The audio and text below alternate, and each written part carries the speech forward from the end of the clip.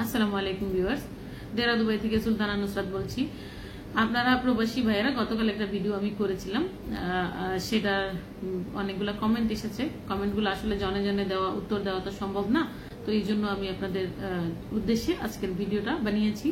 আপনাদেরকে বলেছিলাম এখানে প্রাইভেট সেক্টরে এখন থেকে আমিরাতিরা কাজ করবেন। যেমন ধরেন একটা লাইসেন্সের মধ্যে ধরেন আপনার 20 জন লোক আছে, 20 জনে আপনি মিনিমাম একটা এই দেশের আমিরাতি রাখতে হবে এবং তাকে বেতন দিতে হবে।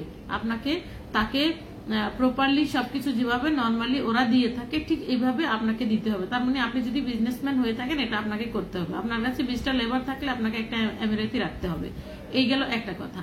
বিষয় আছে এখানে, বিষয় হলো এখানে নন স্কিল লোক বেড়ে গেছে। যে ধরনের লোক মানে কোনো কাজ জানে না কিন্তু তারা দুবাই চলে আসে, ঠিক এই কারণে লেবার ভিসা বন্ধ রাখা হয়েছে। এখানে পর্যাপ্ত পরিমাণে লেবার রয়েছে, পর্যাপ্ত পরিমাণে, যেমন ট্রান্সগার্ডের কাছে পর্যাপ্ত পরিমাণে লেবার রয়েছে, যদিও তারা স্যালারি দেয় খুব কম, 500 দিরহাম বেসিকে তারা লোক আনে বিভিন্ন দেশ থেকে, বাংলাদেশ সহ বিভিন্ন দেশ থেকে তারা লোক পাচ্ছে অলরেডি।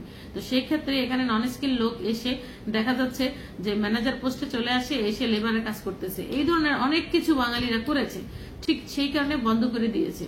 আর এখন এখানকার এই দেশে যে সকল লোকাল রয়েছেন তারা শিক্ষাগত যোগ্যতায় এবং সব দিক থেকে তারা এমনভাবে সুশিক্ষিত হয়েছেন যে তাদের অন্য দেশের লোক রাখার তেমন একটা প্রয়োজন নেই।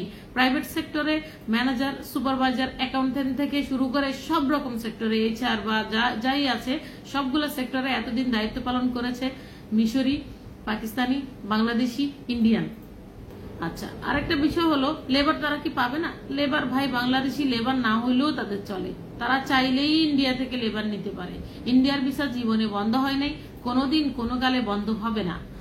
বিষয়টা কিন্তু এরকম নয় যে বাংলাদেশি ভালো ভালো পোস্টে নাই, ভালো ভালো বহু বড় বড় পোস্টে আমাদের বাংলাদেশিরা এখন পর্যন্ত আছে। কিন্তু কারা আছে?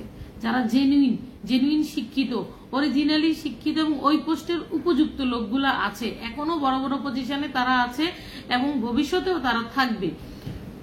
তো আমাদের বাংলাদেশি ভাইদের মধ্যে যারা বড় বড় পোস্টে আছেন, অনেক ভালো ভালো পোস্টে আছেন, জেনুইন কাজ করতেছেন, জেনুইনলি তারা হচ্ছে ওই পোস্টের জন্য উপযুক্ত, তারা ঠিকই এই দেশে আছেন, থাকবেন, ভবিষ্যতেও বড় বড় দেশে চলে যাবেন। কিন্তু যারা 2 নম্বর উপায়ে এখানে এসেছেন, আপনারা ওই পোস্টের যোগ্য না, তারা সবাই ঝরে পড়বেন।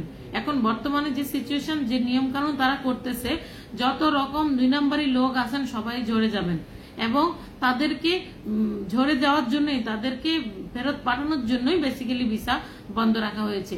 এটা আপনাদের বুঝতে সম্ভবত আমার পূর্বের ভিডিওটা বুঝতে ভুল হয়েছে, তো এই জিনিসটা আপনাদের ক্লিয়ার করার জন্যই আজকের ভিডিওটা করলাম। ধন্যবাদ।